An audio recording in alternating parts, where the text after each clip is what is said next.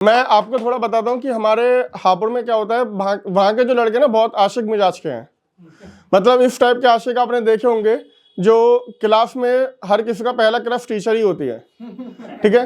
तो अब हम भी वहीं के थे, तो हमने क्या करा, हम भी अपने क्लास में गए और जैसे आपने अभी यहाँ पे सबने शायरी सुनाई है, तो मेरा भी मन था बचपन में कि बड़े होकर हम शायर बनेंगे। तो अब नॉलेज थी नहीं उस टाइम पे, हम भी चले गए किताब खरीदने की, चलो शेर पढ़ेंगे जाके क्लास में तो मैम भी इम्प्रेस हो जाएगी हमारी। हमने क्या करा, 5 रुपए की किताब आती थी जो आपने देखा होगा बुक स्टॉल पे मिलती है, ले लिया हमने शायरी की किताब, लेकिन पढ़ा नहीं, नॉलेज थी नहीं क्या है क्या नहीं है। उसमें जाके देखा, लिखा था खाली ऊपर शेर और नीचे शायरी करके, शेर और साड़ी करके लिखा हुआ था, और अलग फॉर्मेट में था वो। बाद में जाके देखा तो लिखा हुआ था वहाँ पे शेर भाभी की साड़ी में।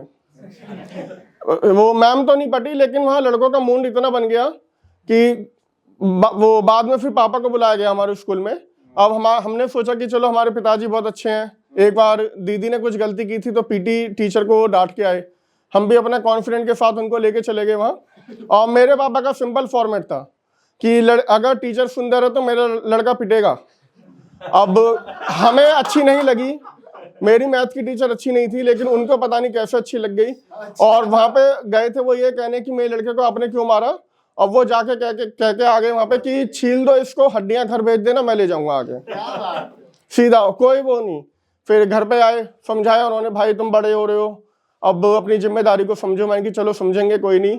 तो उन्होंने वो मेरे को पुरानी चीजें बताई कि जब बाप के जूते में बेटे का पैर आ जाता है तो आपको जिम्मेदारी उठानी चाहिए। ऐसे करके उन्होंने कुछ बोला, कह रहे तुम क्या समझे। मैं कि मैं समझ गया, मुझे जूते करने की शॉपिंग नहीं करनी है जूतों की, आपका लेके भागना है बस। अब हर किसी के लाइफ में होते हैं 3-4 दोस्त, मेरे में भी थे। और मेरे लाइफ में एक था शर्मा जी का बेटा, जो हर किसी की लाइफ में आता है एक बार। और वो शर्मा जी का बेटा नोएडा में एक अच्छी जॉब कर रहा है, सिक्योर है। उनका एग्जाम्पल मुझे मिला, मैं भी, पापा ने बोला कि तुम भी जाओ कुछ करो। मैं कि चलो ठीक है, यहाँ जिंदगी खराब करने से अच्छा है। मतलब अपना ये था कि गांव में मेरे को लगा कि मैं अपना भविष्य खराब कर रहा हूँ, लेकिन जब दिल्ली आया पता चला मैंने अपना आज भी खराब कर लिया। ठीक है, दिल्ली आके पता चला, अब वो निकल चुका है हमसे काफी टाइम पहले, नोएडा आ गया, दिल्ली में रह रहा है, जॉब कर रहा है, वेल सेटल्ड है अपनी लाइफ में। तो देखा यहाँ की लड़कियां बहुत ज्यादा मॉडर्न है। अब मेट्रो में उसने मेरे को देखा, आते ही हक किया। मैंने कि ये क्या हो रहा है, हमारे यहाँ पे तो टिंडर पे अभी राइट स्वैप मार मार के थक चुके हैं, यहाँ के लड़कियां इतनी ओवर एडवांस हो चुकी हैं। तो उसने बोला कि भाई तेरे को थोड़ी सी टेक्निक सीखनी पड़ेगी, अब तेरे अंदर क्वालिटी होगी तो यहाँ पे तेरा कुछ ना कुछ हो जाएगा। मैंने कि चलो ठीक है, हम भी ट्राई करेंगे। ट्राई किया, उसने पार्टी रखी एक अपने घर पे, हम वहाँ पे गए। तो जो लड़का घर वो बारातों में नागिन डांस करता है, वो सडनली वहाँ गिटार लेके बैठा हुआ है। क्या बात है। कह रहा है कि इम्प्रेस करने के लिए कुछ चीजें चाहिए होती हैं, या तो आप गिटार, मतलब मैंने उसको ऑब्जर्व इतना किया कि उसने मेरे को बताया कि 2G होना चाहिए आज के टाइम में लड़कों को, तो ही लड़कियां इम्प्रेस होगी।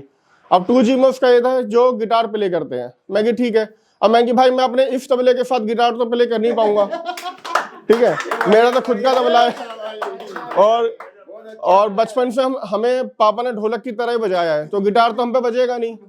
फिर उसने बोला कि या तो जिम बॉयज हैं, उन पे ज्यादा अच्छी लड़कियां इंप्रेस होती हैं। मैं कि चलो कोशिश करेंगे, लेकिन मैंने किया मैं बैठ के अपने लेस बांध लूं, मेरे लिए वही एक एक्सरसाइज है। इससे ज्यादा एक्सरसाइज की उम्मीद मेरे से ना कभी घर वालों ने की और ना मैंने खुद को की। तो मैंने किया अब तीसरा ऑप्शन मैं बताता हूँ तुम्हें। लड़कियों को आजकल के टाइम में जो सबसे ज्यादा पसंद है वो आता है गुड लिसनर, जो सुनने वाला लड़का हो।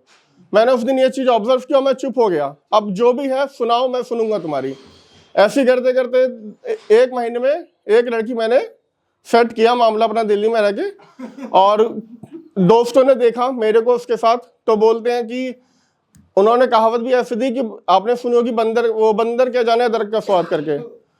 उन्होंने अलग ही कहावत दी, कह रहे वो सॉरी गलती हो गया, वो लंगूर के हाथ में अंगूर, सबने सुनी है। वो कह रहा है लंगूर के हाथ में कोहिनूर आ गया। ये मतलब उसका स्टैंडर्ड मेरा स्टैंडर्ड इतना डाउन था। मैं कि चलो कोई नहीं। अब उसकी एक आदत थी कि हर लड़की ये सोचती है ये जो मेरे साथ बंदा है ये गधे की औलाद है, इसको इंसान बनाने की जिम्मेदारी मेरी है। अब वो मेरी जिम्मेदारी उठा रही है, ये वो मेरे को इंसान बनाने की कोशिश करती रही हमेशा। तो उसने बोला पहला आपका सबक यही है कि आप सॉरी बोलना सीखो। मैं कि ठीक है, अब गलती किसी की भी हो सॉरी मुझे ही बोलना है लास्ट में। मैं कि चलो कोई नहीं। अब वो है DPS स्कूल की पढ़ी हुई, सबने देखा है DPS स्कूल जो है, हाँ ऐसा नहीं है, मैं भी डीपीएस का पढ़ा हुआ हूँ, लेकिन हमारा स्कूल थोड़ा अलग था, वो दूली चंद पब्लिक स्कूल था। अब वहाँ की इंग्लिश और यहाँ की इंग्लिश में बहुत फर्क है, और मेरा और इंग्लिश का उतना ही नाता है जैसे एक ससुर और दामाद का होता है ना, कि ससुर यहाँ आ गया तो दामाद वहाँ से जगह खाली कर देगा। मेरा वही वाला नाता था इंग्लिश के साथ।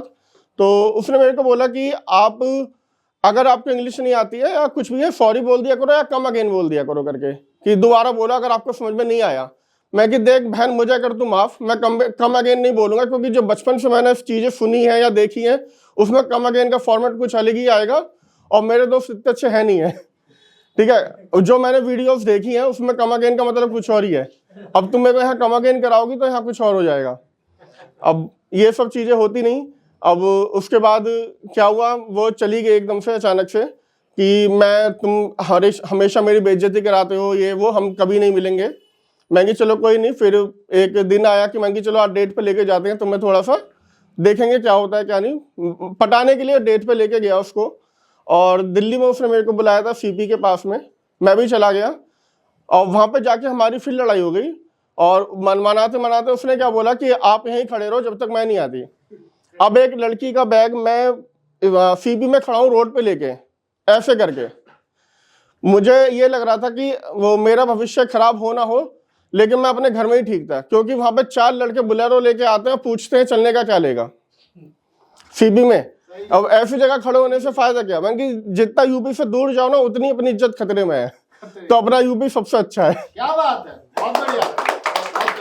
और आप लोगों के बीच में आया हूँ, सब शायरी सुनाते हैं। मैंने कोशिश की थी कि देखते हैं क्या होता है, तो मैं आपको वही बताता हूँ। एक बार ब्रेकअप हो गया, उसके बाद थोड़ा सा लिखा था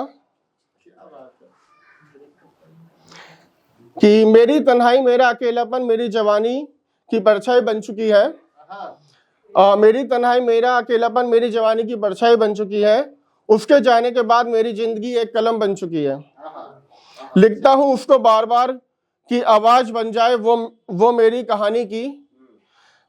थी मोहब्बत उसको भी जानता हूँ मैं, बोल दिया होता अगर उसने तो इस कदर उसकी खुशियों की वजह बन जाता। मैं उसके बुढ़ापे की तन्हाई का वजह बन जाता। मैं उसके बुढ़ापे की तन्हाई का वजह बन जाता। क्या बात है, क्या बात है। Thank you.